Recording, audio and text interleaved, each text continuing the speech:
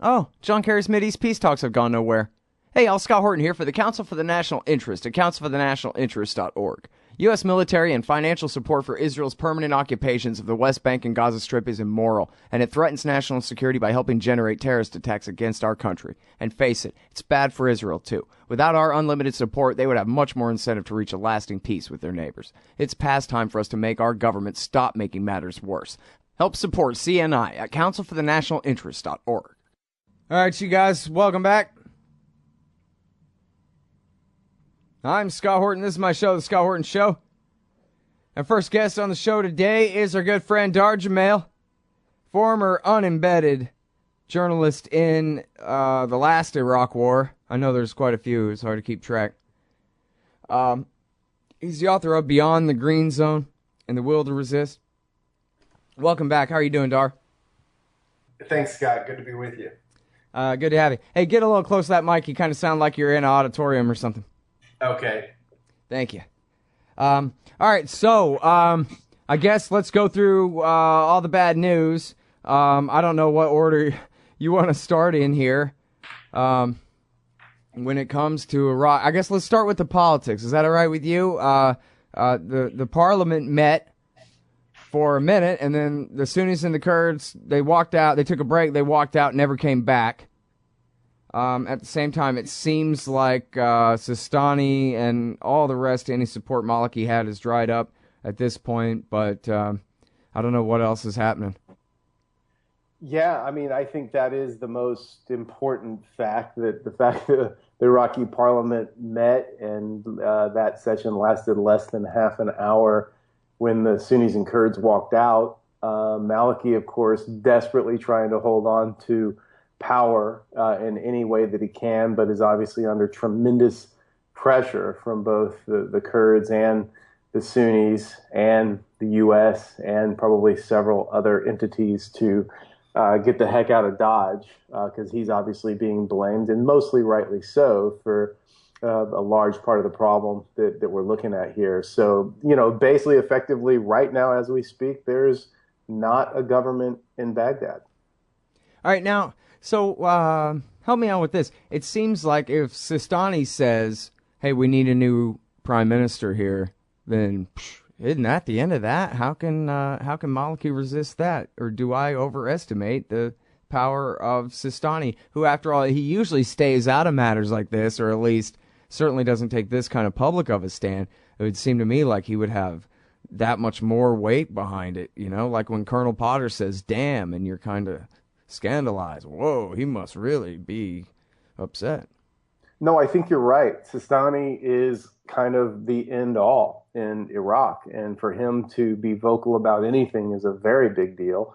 And the fact that he's been so clear about Maliki is should be a no-brainer. I mean, I think it looks as though Maliki is going a bit rogue in the anyone that would stand up and not jump the second Sistani says to jump is certainly setting themselves up for a bit of a world of hurt. So I think it is just evidence of the growing fragmentation and chaos of what's going on. And Maliki, this guy's a despot. I mean, he's been behaving as such from day one. So it's not surprising that at the end of the day, when everything's going to pieces, he's hooked into the power, and he's had a whole lot of power.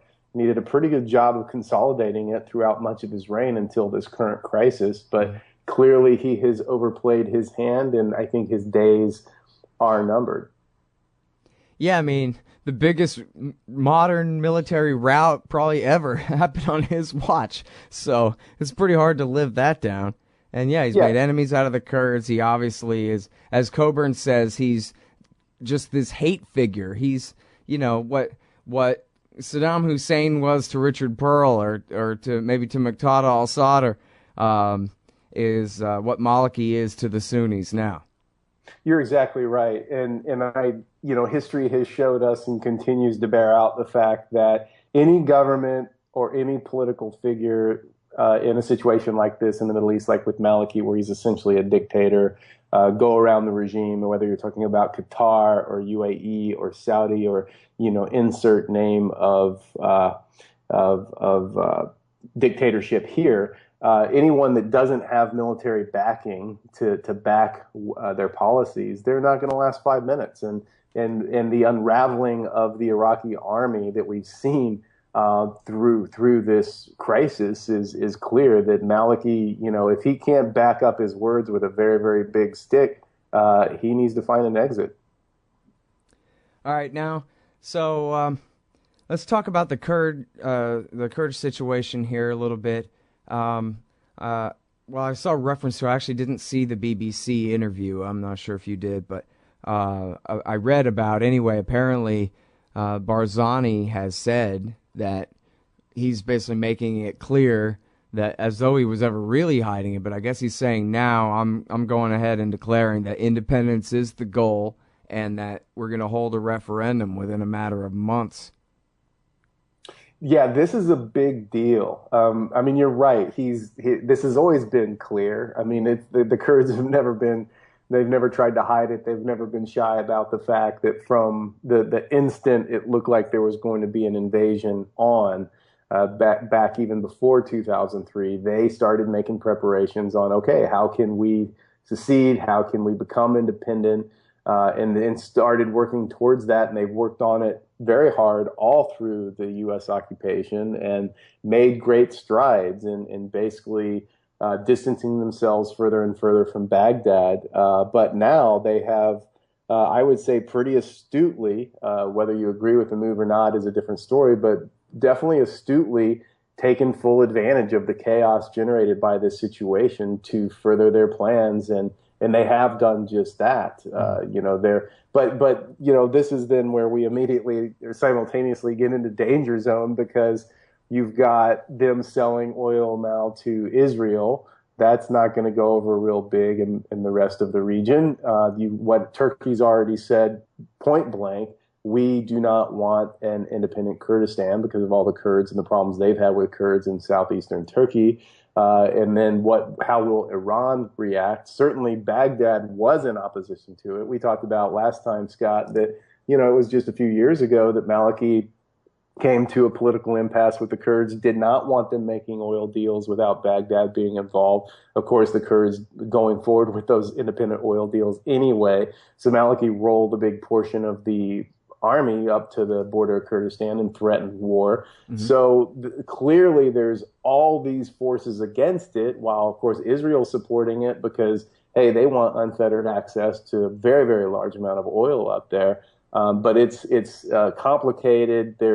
I think it's another layer of when I think we talked about before too, the other week when the Kurds rolled in and took over Kirkuk, mm-hmm. or at least the better part of it. I mean, this is I think adding essentially what could become another massive layer of this conflict. Mm-hmm. I was talking with Mitchell Prothero about Kirkuk, and he was explaining about how it's out there on the flat desert ground, not up in traditional Kurdistan, and they want it, and they, Barzani, I think I always forget, but I guess it was Barzani said it's our Jerusalem, which means no compromise. We're taking this city. But then, seemed like there's a big question whether they can really hold it. Maybe all they've really done is set themselves up for a real war with the Islamic State over Kirkuk. I think they have, and certainly the if not with Maliki, he's got his own problems, but he's also no longer adjacent, right? Right. No, exactly. No, Kirkuk is off the table for Maliki. Maliki's literally fighting for his political and probably physical life at this stage of the game. So that's Baghdad's out of that picture for now, but certainly Kirkuk is a rallying cry for bringing more resistance fighters, more especially former resistance fighters from under the U.S. occupation against the U.S., from bringing those guys in and other Arabs, possibly even from around, maybe not the region, but certainly from a broader swath of Iraq in to fight for Kirkuk because they don't want to let it go. All right, we got to hold it right there and take this break. When we get back, more with Dahr Jamail, former unembedded reporter from the last Iraq War and author of Beyond the Green Zone and the Will to Resist. Hang tight.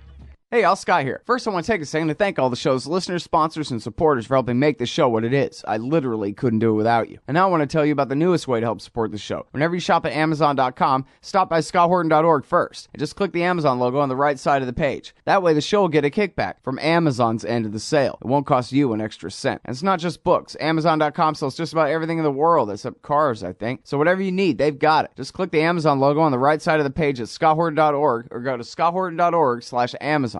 Okay, you guys, welcome back to the show. I'm Scott Horton, and this is my show, The Scott Horton Show. We're on the Liberty Radio Network, noon to 3 Eastern Time. LRN.FM. My own website is ScottHorton.org. And yeah, anyway, I'm talking with Dahr Jamail, author of Beyond the Green Zone, heroic unembedded reporter from the last Iraq War, and we're talking about this one. It's really been pretty bad this whole time, to be honest. It's just that the Americans have, stepped away for a little while, but now they're back. And I guess that's the next big subject here. The top headline today at antiwar.com, Dahr, is that the U.S. will be flying attack helicopters in Iraq. They're up to 650. They'll have at least it was just last week that Obama said, well, we'll have 300 advisors. Now they're up to 800. They're going to sell them 4,000 missiles, and they already have, according to the New York Times, armed drones in the air. If they're not doing strikes yet, I don't know if they're disclosing or what. But anything more that you know about American intervention, what all you know about it, please chime in and then tell us what it all means for the future of this conflict. Well, those are the most important parts of the day. And, just bearing in mind, this is such a volatile, dynamic situation. I mean, we might hear tomorrow that they're going to double the troop presence. I mean, this thing spiraled so out of control so quickly. In addition to everything you just mentioned with the U.S., you've got Russia pledging support to the government of Baghdad, and that means arms and money. You've got Iran shipping jet attack fighters to Baghdad to be used. So it's clearly already a regional, actually even beyond regional war that we're looking at there. And U.S. involvement is escalating dramatically. I mean, technically it's doubled in less than a week. That trend seems to be going up because at first, there was going to be no troops. Then it was 200, then it was 300, and then now it's 650, then 800. So this has all happened in 1 week time. So it's really escalating.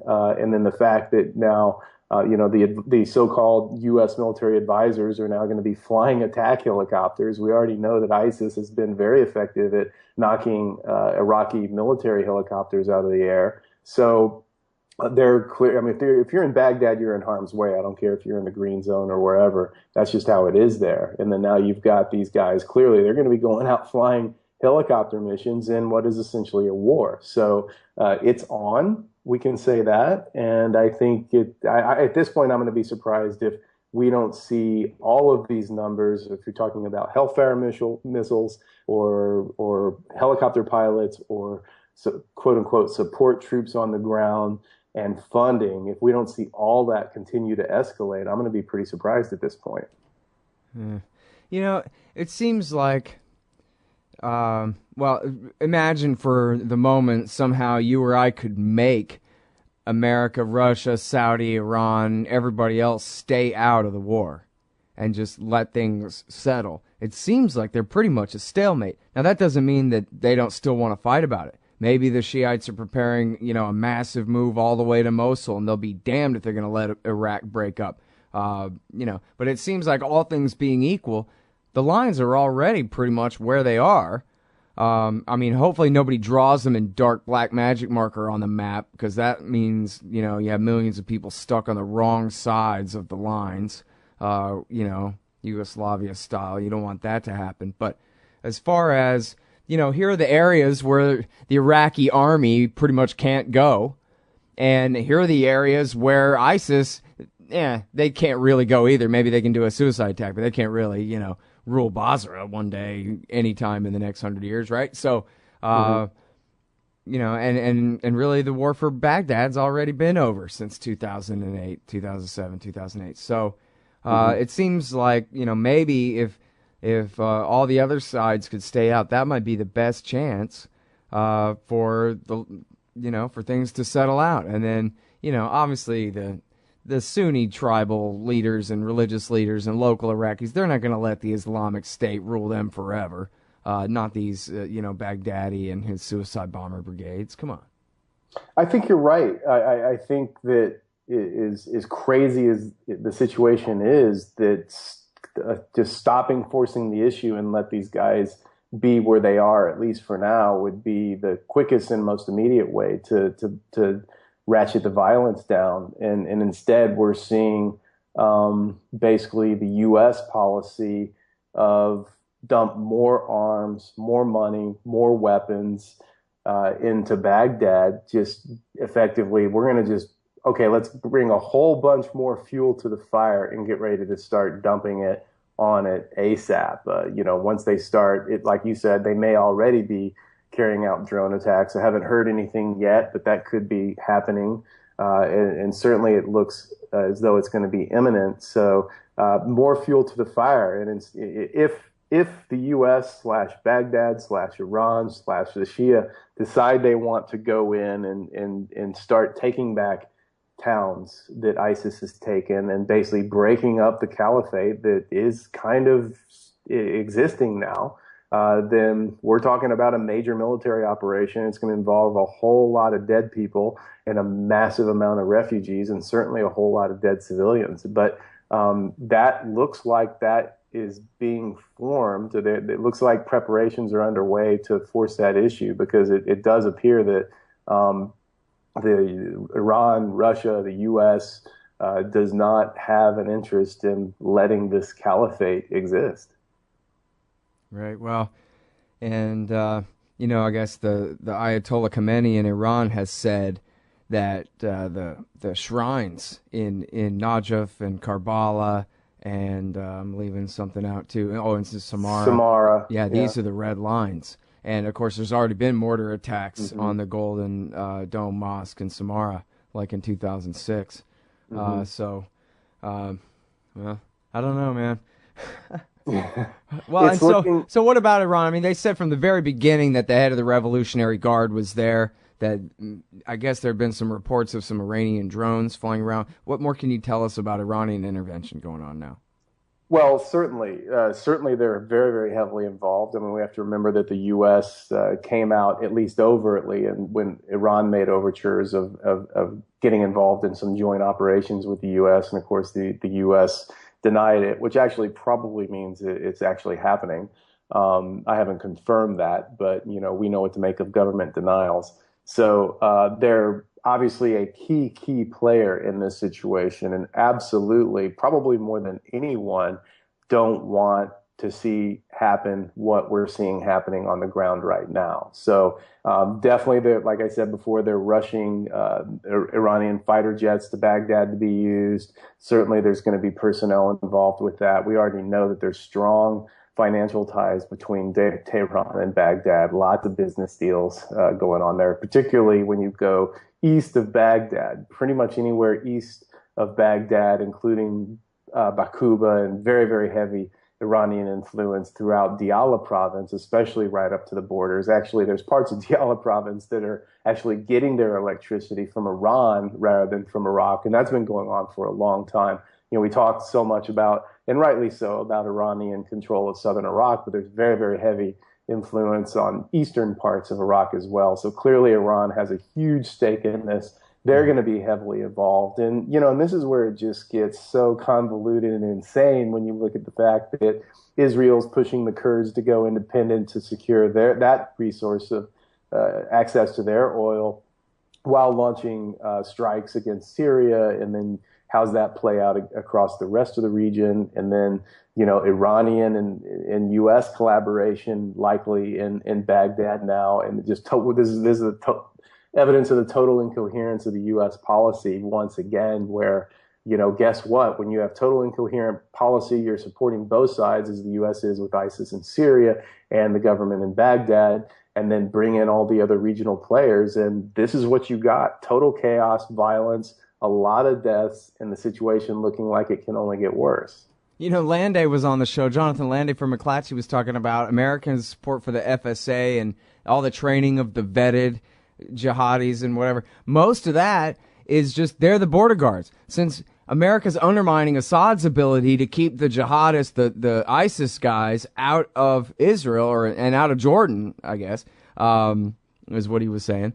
That's why we got to train up the FSA, is just basically to be border guards to do Assad's job of securing the border between Syria and Jordan. And then, as everybody is saying, apparently, this is the biggest red line in the world. Israel and America must get involved to protect Jordan. And they've already lost one border checkpoint on the Iraq border there. Mm-hmm. That's right. Man. And so, wow, what do you think about that? What if, well, yeah, okay. I mean, we're talking about speculation. What do you think, Dahr, if Israel actually gets involved in Jordan, helping the Jordanian king's army fight against the Islamic State guys, backed by Assad? De facto, Israel would be de facto backed by Assad and the mullahs in Iran. Oh my God! I mean, it's mind-bending. It's really mind-bending. But clearly, one thing would happen if what you just said came to pass in Jordan. I mean, you've got radical Islamist fighters in Jordan who, for the moment, are against the Islamic Caliphate being formed in Iraq, and yet, if you start seeing direct Israeli collaboration with King Abdullah in Jordan, then it's kind of hard to imagine that's not going to change. That then you start. What happens then when we start having overt attacks, car bombs, and increasing destabilization in Jordan, which for the most part has been one of the more stable countries in the region throughout this whole disaster? Well, then we destabilize that. I mean, basically. It goes without saying, and I'm not, this better than anybody, Scott. Anything Israel gets involved with becomes immediately destabilized and violent and a hot button topic, and is going to inflame the region immediately. So it's pretty predictable, I think, where that would go. Yeah. And, I wonder, too, what threat to Saudi Arabia these guys are. I mean, I know they're getting their money from the Saudis, but so did Osama, and he attacked them. That's a good point, too. That is, we can only speculate about that, but the U.S. knows better than anybody what happens when you go create these lunatics and give them a whole lot of training, a whole lot of arms, and a whole lot of money. Eventually, that chicken's going to come home to roost. So and that was always Osama's number one target. Really, was the Kingdom of Saudi Arabia, right? The corrupt, apostate, sock puppets of the West, etc., like that. Right. Yeah. So it's definitely a very dangerous game the Saudis are playing, as are the Qataris. All right. Well, thanks again for doing the show. I think we're basically making a weekly thing out of this now, and I sure appreciate your expertise on this very important issue. Well, likewise, Scott. Always a pleasure to be with you. Thanks very much. Talk to you soon. Bye. All right, everybody. That's the great Dahr Jamail, Beyond the Green Zone, into the brave new Iraq War now. And we'll be back with Elizabeth Goitein about the NSA, etc., right after this. The military-industrial complex, the disastrous rise of misplaced power. Hey, y'all, Scott Horton here. I'd like for you to read this book, The War State, by Michael Swanson. America's always gone to war a lot, though in older times it would disarm for a bit between each one. But in World War II, the U.S. built a military and intelligence apparatus so large, it ended up reducing the former constitutional government to an almost ceremonial role and converting our economy into an engine of destruction.